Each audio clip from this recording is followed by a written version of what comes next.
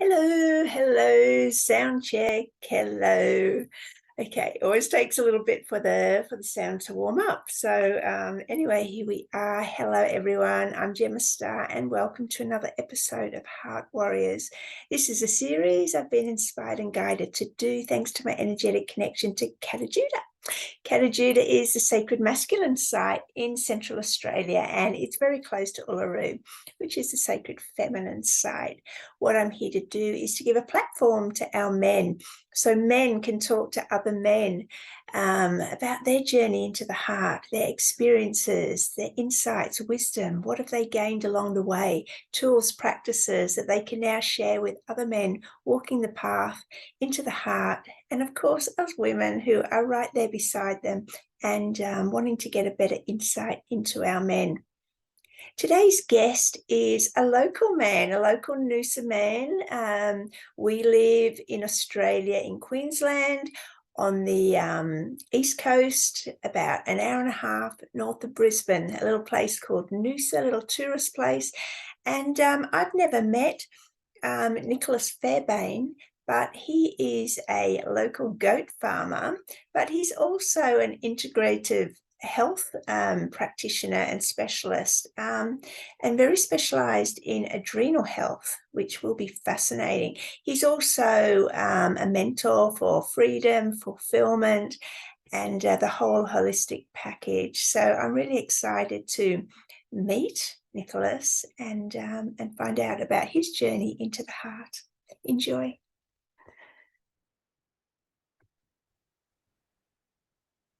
Hey, Nicholas, how are you? Welcome to Heart Warriors.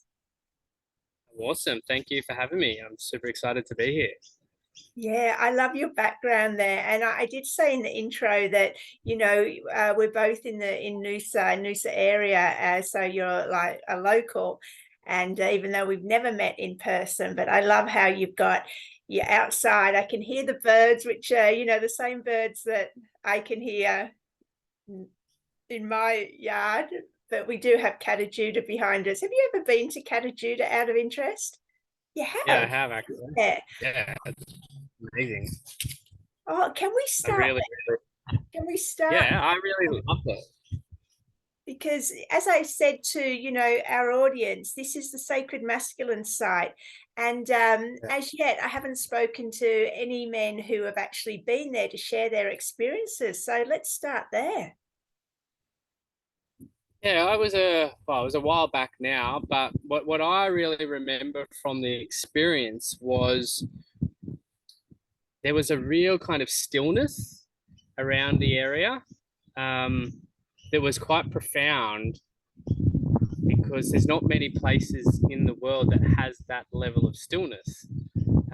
There's always noises in the background and like movement and things like that. And, being really beside those structures that are, they're actually quite tall. Um, and, and then that kind of level of silence was kind of eerily silent, but also magically silent as well. So, yeah. Oh, I love that because also stillness and silence and groundedness are such masculine qualities. And, I have been out there several times, so I can fully, take myself back there and experience what you were saying.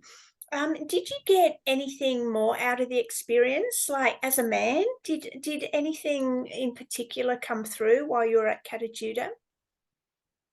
It was,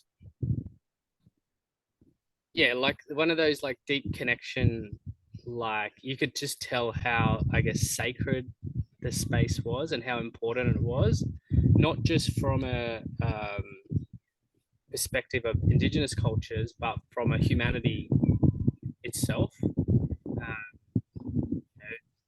It's almost like one of those places where you go to that it's like kind of like a rite of passage to, um, be there.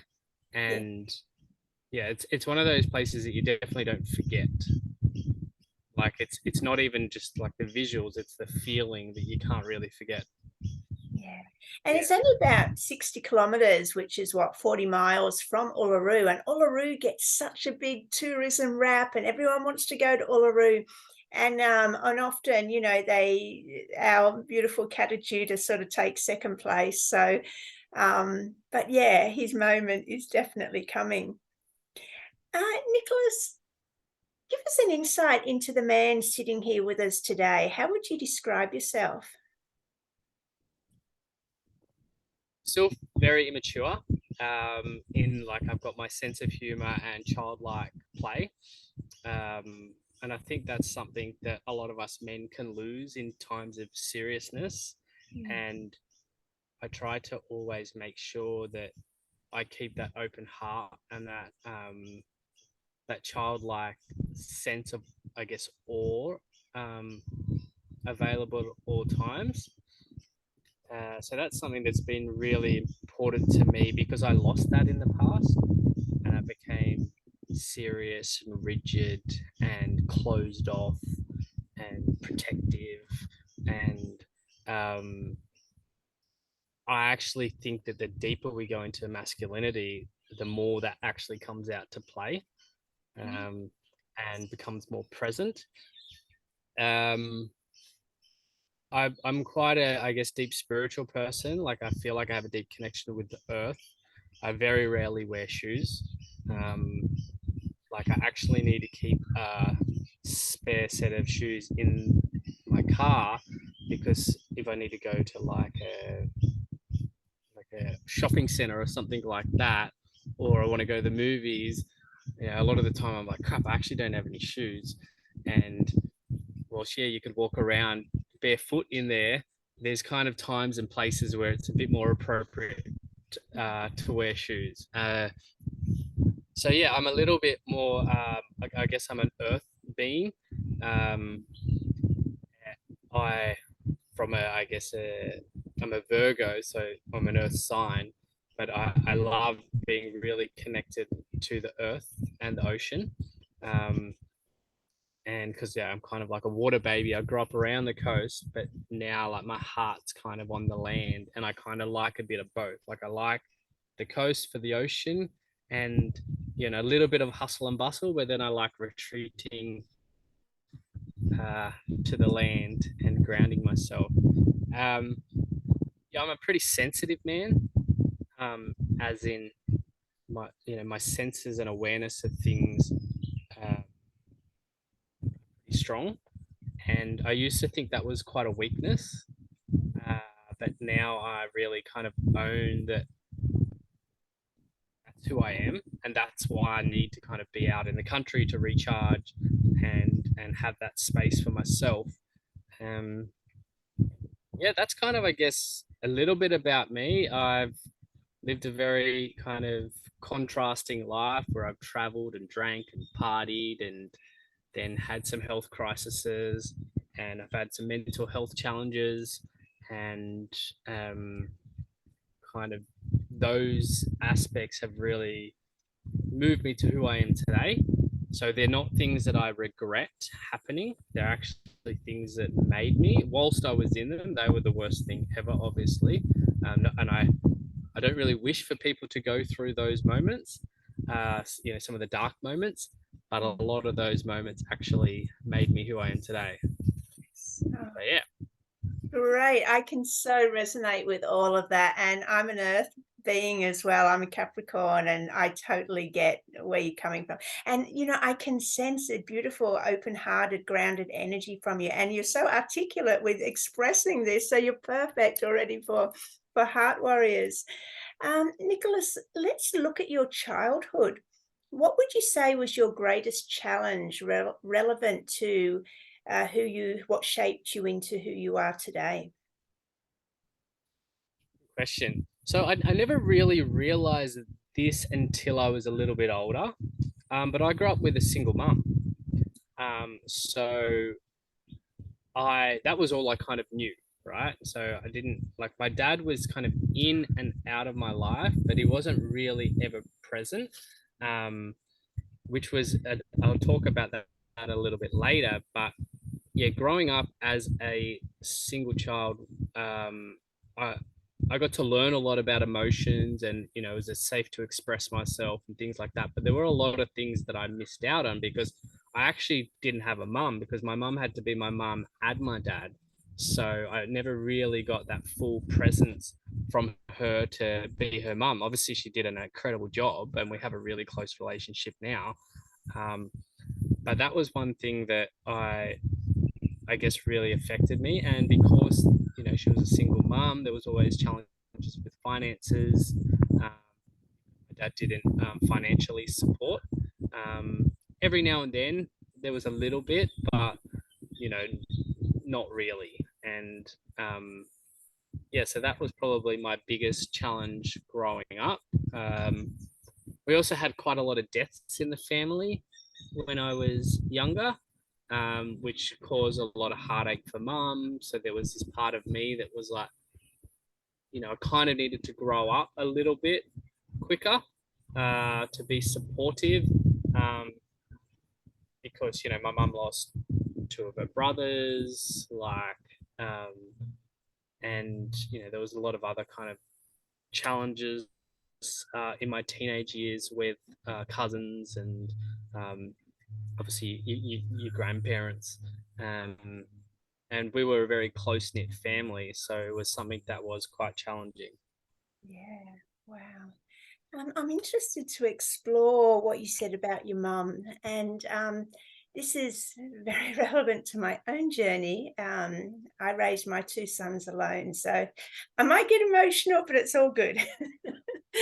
I just love the journey, and it's all happy tears because I can see what a beautiful example you are of a man. So your mum did an amazing job. Um, but first of all, I know this is a platform for men to speak to men, but I'd love you to take the opportunity to speak to single mums. And I know we all do the best we can, but coming from the other side of it, what can you say to single mums about something that they could maybe do that they're not understanding, that they could do a little bit better, but they don't understand it? How can I put this? Do you know what I mean? Like, can you talk to them? And I don't want to knock any single mums. We're doing the best that we can, but what's it like being on the other side, and how can they maybe do something a little bit differently that might help? I think the biggest thing that single moms could do differently is love themselves more. Yeah. Really self love, and actually that acknowledgement that you're doing a good job. Like, stop being so like critical. Um, and yeah, like that was probably the experience that I had, was like self love. Um, Mum kind of gave everything to me and probably not enough to herself, and um, to the detriment of like her dreams and herself, and because obviously she wanted to give me the best experience in life, and she did. Um, but yeah, I think if she gave herself more, we could have had an even greater adventure. Beautiful. Thank you. Did you have any male mentors and or healthy male role models in your life to grow up with? Yeah, well, I had my uncles, which two of them passed away, which was challenging. And I had my granddad, and those are kind of, I guess, the main ones. Um, my I did have some older cousins as well, but again, two of them passed away as well. Um, so yeah, the male presence in my life through my dad, through my uncles, through my cousins wasn't permanent because yeah, my dad kind of drifted away, and my uncles and some of my cousins passed away as well. Um, so the only other one that I can kind of, I guess, I did Taekwondo when I was younger. Mm. And so my instructor for Taekwondo, I was pretty consistent with going to Taekwondo. And yeah, it's actually really interesting because I've been feeling the draw back into some type of martial arts or like a discipline sporting activity. Um, and it's kind of interesting that you don't realize how much like that actually impacted your life by having that structure and discipline and consistency, and, and that guiding and coaching as well. So yeah, those are kind of the male figures I had in my life. What can you specifically remember learning from these male role models that your mum wasn't able to teach you? Because we did an amazing episode on the last Heart Warriors, and this topic came up, and there was also the encouragement for older men to step up and take on a mentoring role for these young boys who are growing up in single families. So from your experience, what do you remember as being the greatest gift from these men? Interesting. I definitely think discipline was one of them. Not in like a you've been bad, you've been wrong, you need uh, discipline, but like, there was, I guess, probably stricter boundaries, what you could and couldn't do. Um, and yeah, that was probably one. Like, I remember their presence being very strong.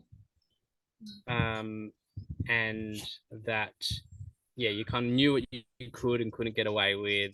And they weren't afraid to kind of like call you on things. Yeah.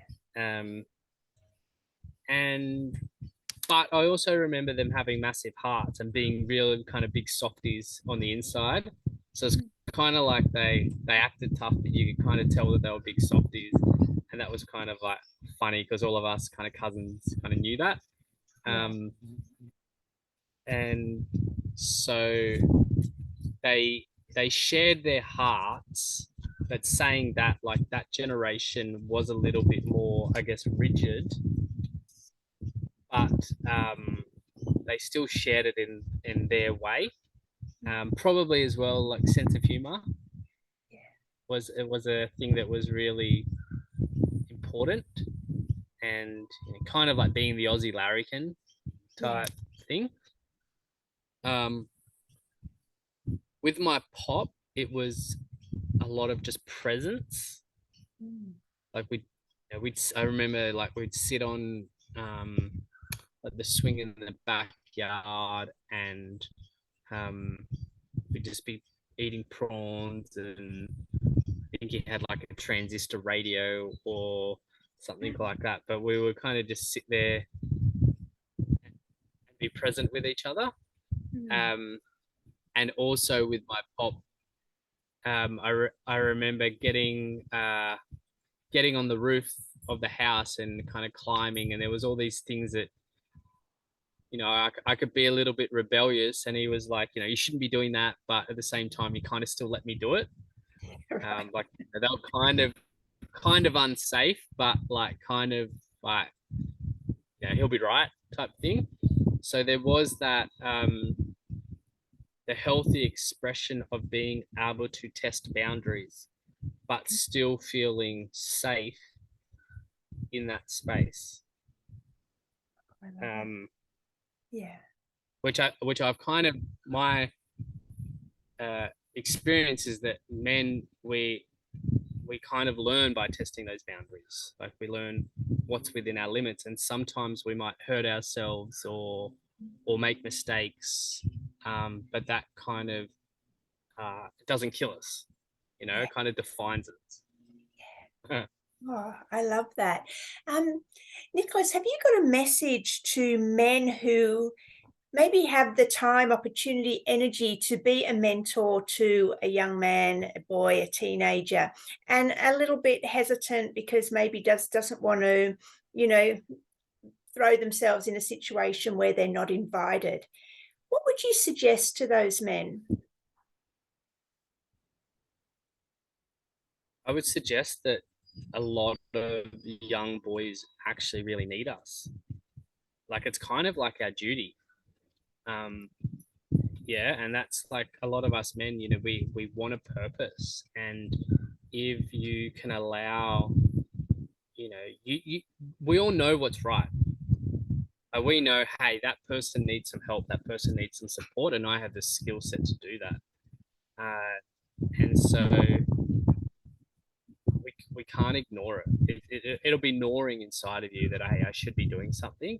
And yeah, so like there's nothing really to lose, I don't think. And there's a lot of gain, especially with the rate of suicide and men's mental health issues. I think a lot of these come from the fact that we're not living on purpose. So we can live on purpose now to help someone that's younger, and that could also break that cycle for the younger generation who go down the mental health or the suicidal paths because they feel lost and they don't have that guidance and wisdom. And I think a lot of us men, we sometimes think that we might not have much to offer.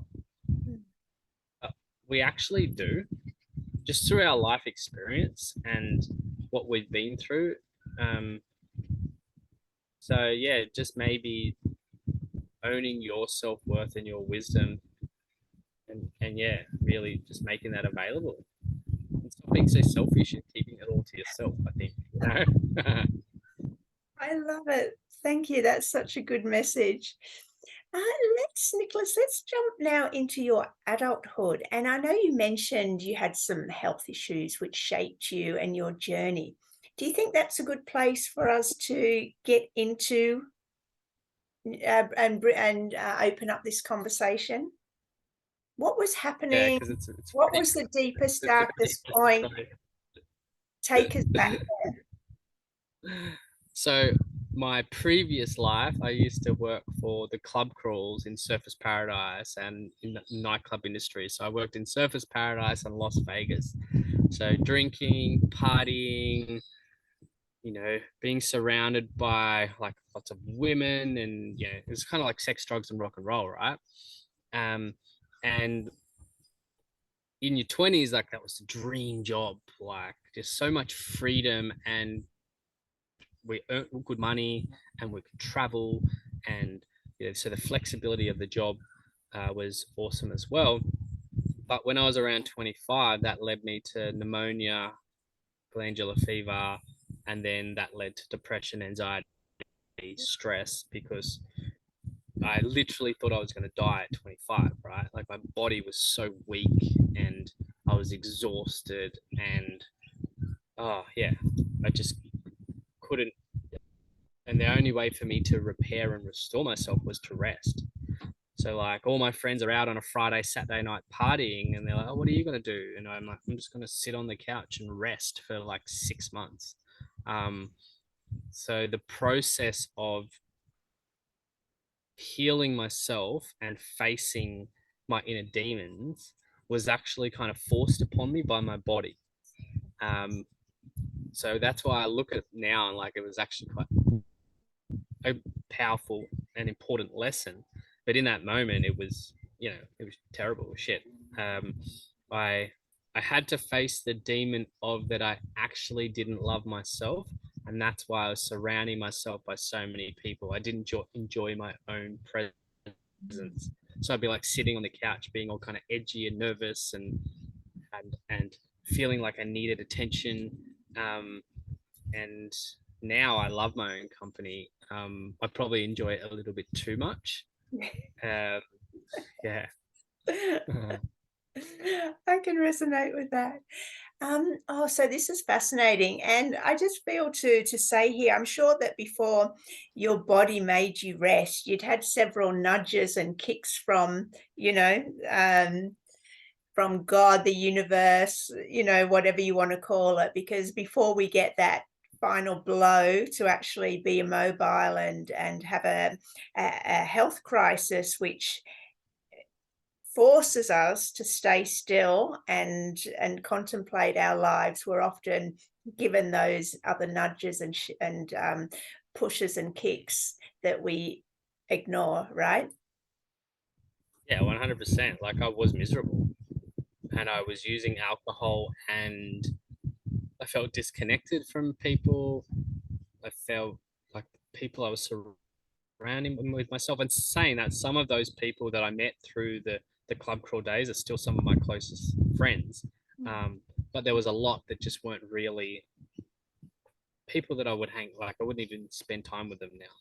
And yes, I was actually very miserable, and yeah, used alcohol, and I would go with all these massive highs. So on a day where I made lots of money, it was a high, and then like, so I was always chasing that high, Yeah. and yeah, so there was massive low points, but I, instead of listening to those low points, I would use some type of stimulant like an energy drink or alcohol or just work addiction to get out there and make more money. And yeah, definitely so many signs. It was quite, it's quite funny when you look back at it. You're like, oh yeah, whatever. Maybe I should have stopped then, or then, or then, or then, or then. Yeah. But and I think that's the hardest thing for me to watch people now. Like you're you're like, oh, is that your rock bottom? And for a lot of people, they need to go even more rock bottom and more rock bottom. And you're like, wow, you're putting yourself through so much unnecessary pain and heartache. Um, yeah, it's a really hard thing to witness these days, what people are going through, because there is so much hope and so much. There is a lot of great mentors out there now, and great support networks, specifically for men. There is actually a lot out there. Um, and I think we just need to sometimes own that, we're not happy or we're not where we feel we're meant to be. So if you could take us back to, this time, and let's say your lowest point when you hit rock bottom, what was going on emotionally for you at that point?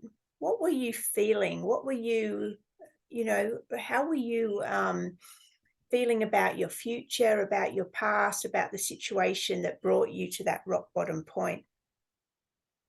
Hmm. Yeah, like I felt like the future was very bleak. And for me, it was because my physical body, like I couldn't do what I wanted to do. Like I would literally wake up exhausted, like every morning, like, and in pain, and like I didn't feel strong in my body. And it was a really, I guess, it shaped why health is such an important factor for me these days. Because if you don't look after this, everything that you dream about, wish, doesn't matter, because you can't actually achieve them. So your body needs to be strong and fit so you can actually actualize these things. So yeah, Yeah, great. So what happened next? How did you start spiraling up? I guess I owned where I was at, and owned that I created it, which is probably the hardest part. You have to really sit with it and go, crap, I'm the one who created this, and it's my responsibility to fix it. Um, that's the hardest part, literally sitting, and that is, I think, the most important factor, because if you don't own that you created it, whether they were things that people did to you that you think were wrong or not right, or there was other people that factored into this. I think it's really important to own that part, because you can't move past Yes. anything until you sit in that. And it's not a good feeling, to sit in it. But as soon as you sit in it and that take that responsibility in that moment, everything shifts from that. It's really, really quick. Have you got any tools or practices, how men can do that? How men can start taking responsibility and understanding the concept, because it's a huge one if if it's something new to you, that we created any situation that we are currently experiencing. Yeah. So for me, like, I used essential oils, and still to this day, like, they're some of my tools that I use. Nature is something that's really big for me. So I guess that's probably why the essential oils, because they're, the plants and the fruits and things from nature.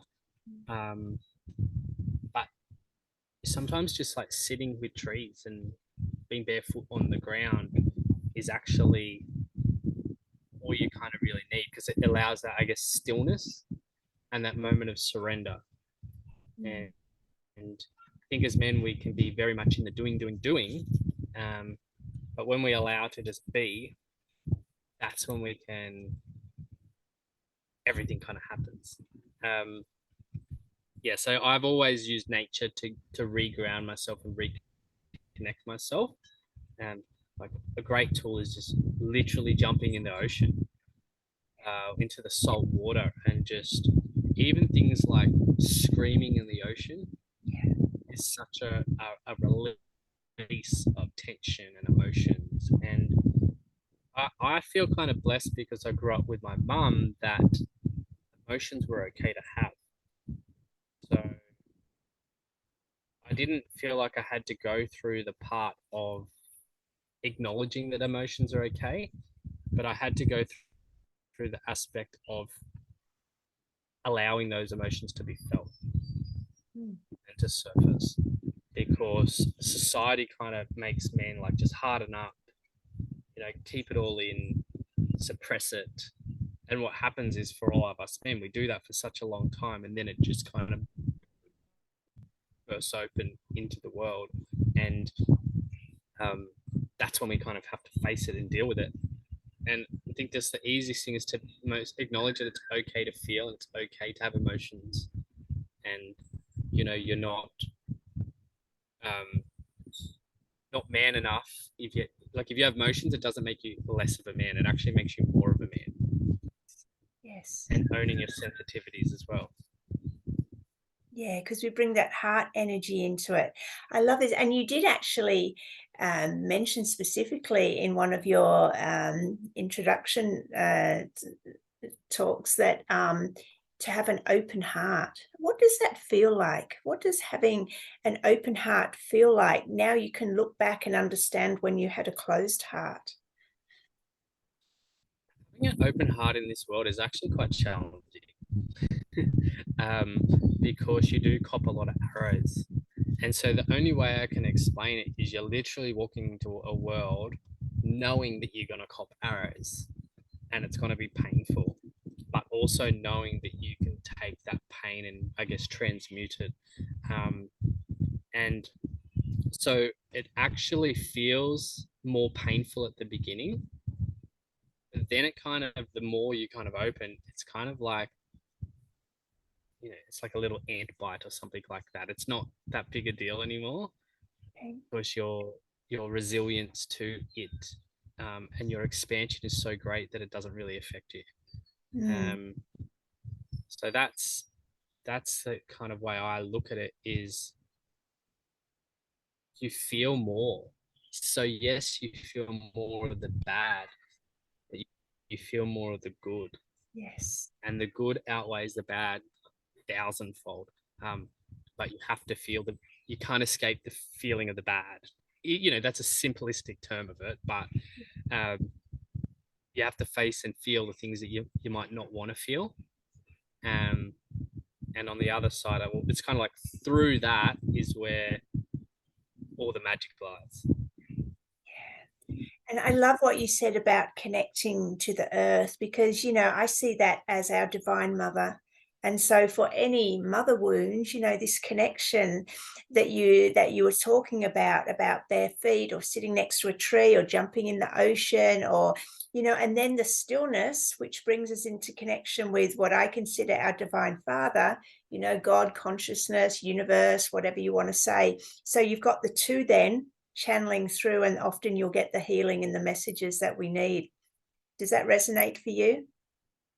Yeah, and the only thing I'd add in there is like the powerful healing of the sun. Like I feel like the sun is such a powerful kind of masculine, strong energy, and yeah, lying just in the sun, in the ocean. Um, and the ocean is kind of where the divine masculine and divine feminine meets, because you have the salt crystals and you have the water, right? So the structured masculine and the feminine flowing together. So it's a really powerful cleansing space. So that's why when people go in the ocean, they feel really cleansed, because it's kind of like both of those forces kind of. Um, but yes, the sun is such a powerful thing, and whenever we feel kind of lost, like sun gazing is a really powerful thing to do. And it's interesting. I used to do that quite a lot when I was a kid. I could actually stare at the sun and like have no issues. Like in the middle of the day, like I could just stare straight at it, which is, I don't know, it damaged my eyes, but it actually felt like it was actually really easy. Like it didn't really hurt my eyes. Yeah, So interesting. They I think told us. actually as a kid, yeah, I think as a kid intuitively, I knew that there was some type of connection with the sun, and by yeah. Nicholas, you're breaking up a little bit. I'll just let you know. Do we need to pause and you go somewhere else where there's better connection, or do we keep going? Was it just in that one section? Yeah, pretty much. Yeah. Yeah, I think it should be fine. Okay, great. Now you're an adrenal health specialist. So first of all, can you explain what that is, what adrenals are, what the importance of that is to our whole body and holistic well-being? So adrenals is one of those things that we we actually live in a very adrenaline filled world, um, where we're constantly doing and not nurturing ourselves. And I guess the easiest way to explain it is that the adrenals are one of those things that burn out after we disregard and disrespect our body for such a long time. And they take a lot of nurturing to, I guess, to rebuild. So when I say I'm an adrenal health expert, it's because I disrespected my body and trashed my body for such a long time that my body was literally running at empty for so long that I've done so many different things to rebuild my body and to rebuild my adrenals.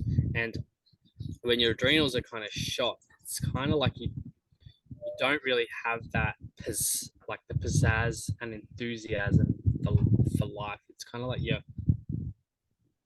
would you explain it? It's like you're on your phone and you got like only one battery left, and you know you've got to be on your phone or like for an important meeting or something like that, Mm. and you know that it's probably not going to be able to fulfill what you needed to fulfill, and or a car where it's not running optimally and you've got to take it on a long drive. uh, it's not going to be, yeah, your body's not going to be able to handle. So I just kind of bring people back to the basics. First it's self-love, because no one's going to ever make any change if they actually don't love themselves or care about themselves. Yeah. And so, well, like what I am is I'm a check practitioner, right? Which it means we kind of look at the body as a whole. And the one guiding thing we have is we call it the one love. So figuring out what someone's dream is, and the dream has to be, um, they need to be able to feel it, and it needs to really resonate with them on a deep emotional level. So, for example, say someone says they want to lose 5 kilos, right? That's not actually their dream. There'll be a reason why they want to lose their 5 kilos. And it might be that they want to be able to be present playing soccer in the backyard with their kids. And when they tried to play with them the other week, they didn't have the energy, or, they feel themselves distancing from their kid, because they couldn't be present with them. So if you can get to that deeper emotion, then what actually happens is we'll do anything to get there, because that's what our heart actually desires. Um, so what I find is that with a lot of coaching and things like this is we're not focusing deep enough on the health as the foundation. And because most people are adrenally exhausted, we actually need to be really gentle with the guidance that we give them, because too many changes actually can add more stress on the body, which actually makes them go backwards. So, looking at it from an adrenal perspective, we are making sure that the number one most important thing is filling up that cup. And then as the cup fills up, does that make sense? Yeah, I'm just going to pause for one moment. So, Nicholas, I was wondering then, so when you got to this place of exhaustion, and how did you get out of that? I mean, you did say you used essential oils, and you started to look at your mindset, but what else? What was the main pivotal thing that got you out of that situation and into learning and actually teaching now about adrenaline health? I actually went to my friend suggested I go to a Czech practitioner, which is what I am now, right? Right. Yeah. So coaching and guidance from a man, which is really interesting. So growing up, like I said, I had those kind of masculine role models that were kind of in and out of my life. When I was unwell, like the masculine role models were really consistent and strong, um, which was really powerful. So yeah, I hired a coach and tried to do everything that he said. And though I remember going to him and saying, "Oh, my diet's not that bad," and I thought it was a really good diet. Right, it was kind of the standard Australian diet. Have my wheat bix and have my Barocca for my vitamins and my Vegemite and toast and things like that. And what the main things that he told me to do was to sleep more, get a water filter, Yes. because I was on town water.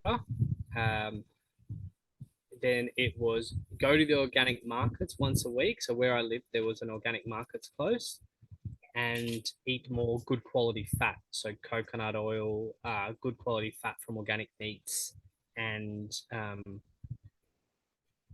like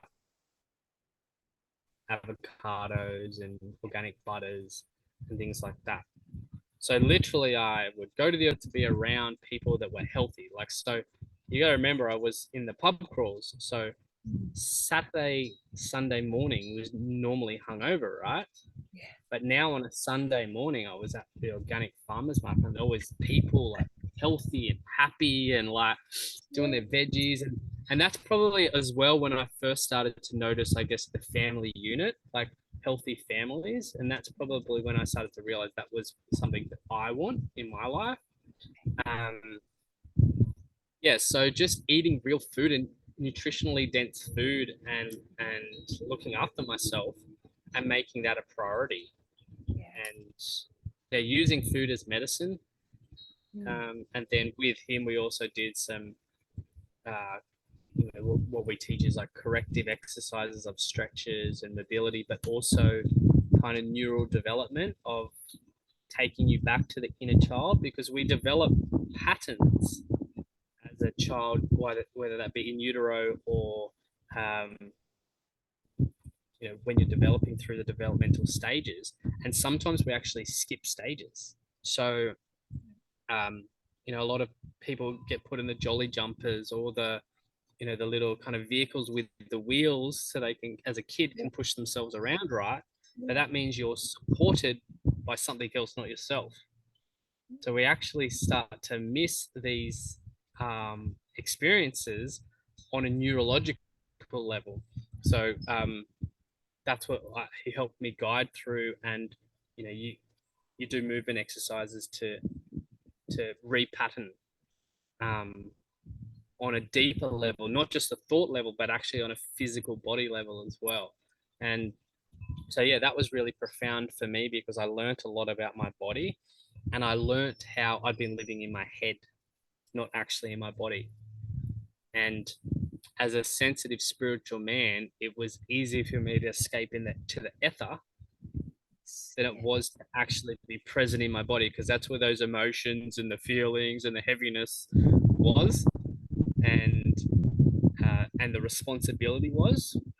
And you see this quite a lot in, I guess, kind of the spiritual world, where people disconnect from their body and don't take responsibility for it. And um, and a lot of, even in the working world with men, they're up in their head, like working and achieving and money and goals and things like that. but they're not actually in their body. And so, yeah, with my sickness, I was forced to come back into my body. This is so important, and I'd really like to expand on this because this is a subject that is vital for men to, I feel, to understand, because there's so many men and women who would identify as spiritual, and they're on the spiritual journey, and we all are, whatever stage we are, whether aware of it or not, we are. But there's a big difference, as you said, besides with knowing the theory and the and having it all in the head, and actually embodying it and coming into the sensation and the awareness and the feeling of the body.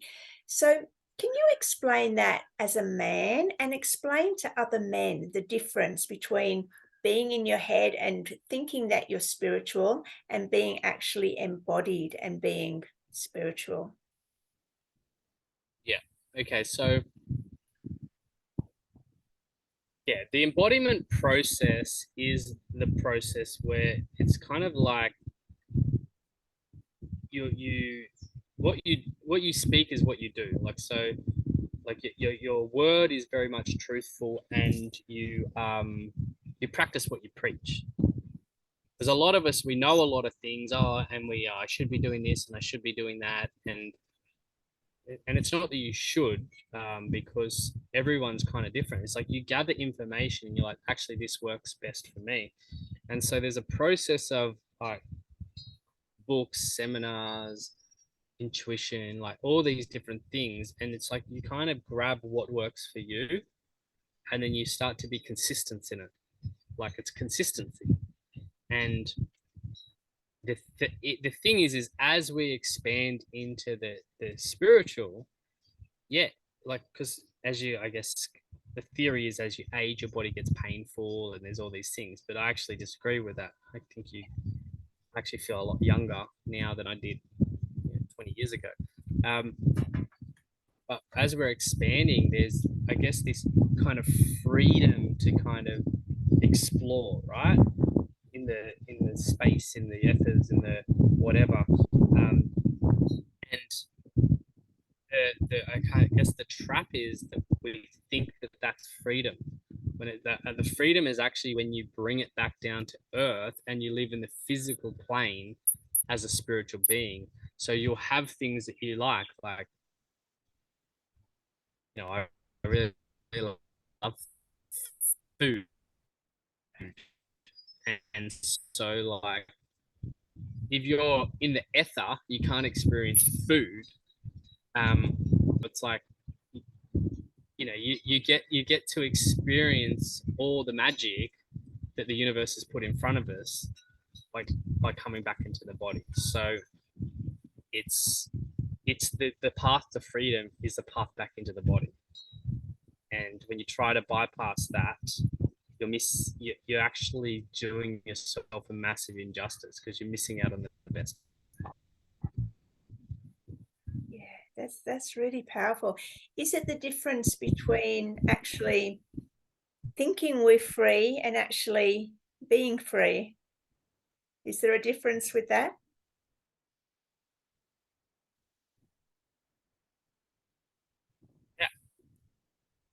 Yeah, yeah. I think you have a knowing when you're actually.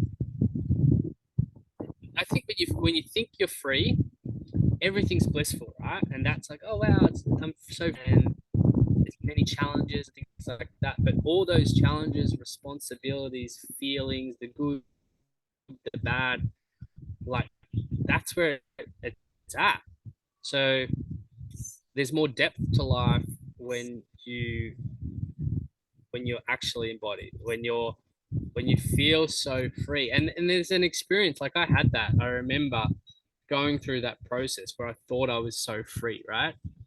And I look back now and kind of laugh at that, because and yeah, so it's, I guess, the kind of the bliss bunny type mentality, where everything's blissful. And yeah, that's great. But when you have that, responsibility and ownership, it actually brings a level of power back to you, and you're actually then completely unshakable because you can be a bliss bunny as well as somebody's. You kind of all of it mixed into one.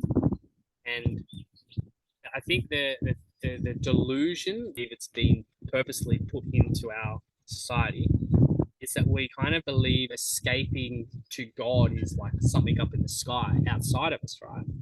But actually, getting to God is coming inside of us.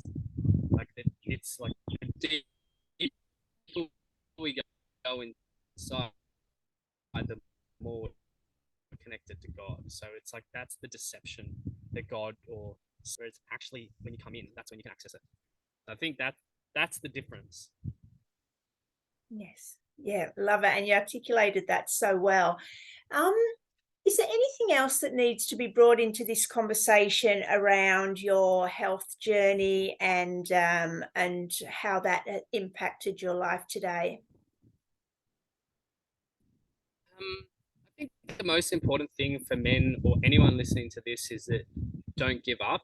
You have value, and you'll be sorely missed if you decide to leave this path. Because when I was really in my mental health journey, I didn't want to be here anymore. Like I wanted to leave the planet, and I contemplated the best ways to do it. And because I didn't think I'd be missed, and I didn't think I had value, and I didn't think it was going to get any better. So I'd kind of, as I said, I'd lost hope. I'd lost the light. And it's kind of like this too shall pass is always a good thing. This is going to pass. You're going to get through this. And to reach out and ask for help, because there is a lot of people out there that want to help you and can see your value. So if you're not feeling valued, you might just be in the wrong circles. Yes. There's a transition between your existing circle, your old you, and your new you. And that transition is where you're kind of finding yourself. And that's a really important part, although it's quite lonely. It's actually important. It's like as men, we don't really have the rite of passage anymore. And so our rite of passage now for a lot of us is our mental health struggles, because that's where we're lonely, and we're going through this awakening process where we were so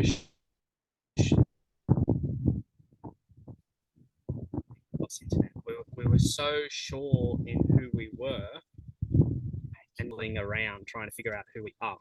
And that process is really important, because that when you're in it, it's the worst thing ever. Like, it's shit. And this is where I always remind people to ask for help, because there's a lot of us that have been through it. But after you've been through that period, you'll look back on it and go, I'm so bloody glad that I went through that. Yes. Because without everything I went through, I wouldn't be able to be empathetic with people that are exhausted. I wouldn't be able to be like I can physically look at somebody now, and I can feel their pain, and I can have such a sense of warmth and love for that person because I've been there. Yes. And I know that because I've been there, I can actually guide them through really easily, because I've gone through it myself. Yes. So if you are going through these experiences, understand it's because you're going to be coaching people through this. So your soul has chosen this path so that you can actually be that leader for somebody else. So I guess in kind of like simplifying it is that that light that you feel that you need now that you might not be able to find, you're going to be that for somebody in the future. And that's a really powerful thing to think about. It's like, wow, I'm gonna be that shining solid lighthouse for somebody in the future, that they're gonna just be so grateful to God or whatever source is that you exist. So keep on trucking through, you'll get there. Oh, I love that. And where can men reach out for help?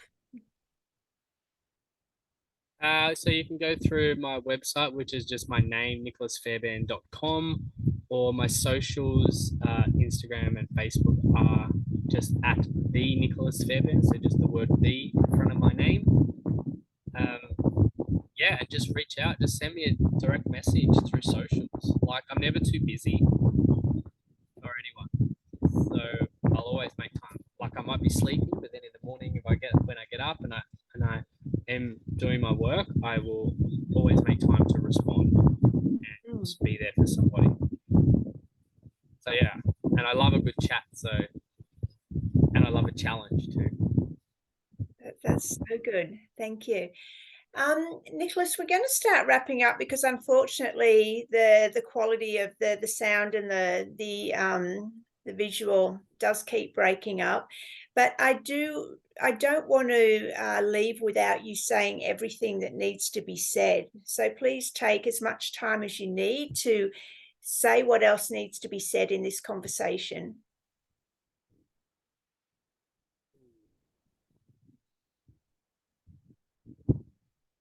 Yeah, I think I'm pretty complete with it, to be honest. Like, I just think that men need to value themselves more and really connect with their purpose.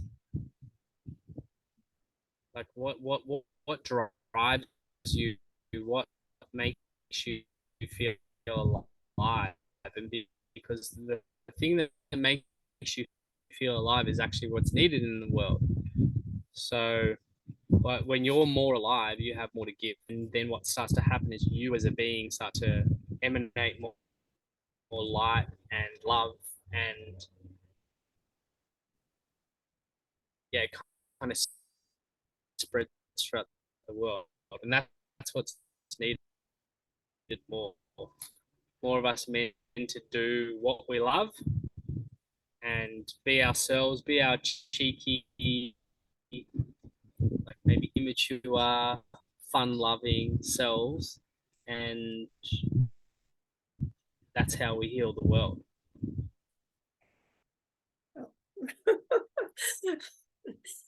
um, well, he's gone, and I guess that wraps up this episode of Heart Warriors. So please like, share, get this message out. I apologize for the internet quality with Nicholas. I know he is living in a rural area, so not much we can do about that. But I hope you heard everything that you needed to hear, and we'll be back in another few days, probably tomorrow actually, with another episode of Heart Warriors. So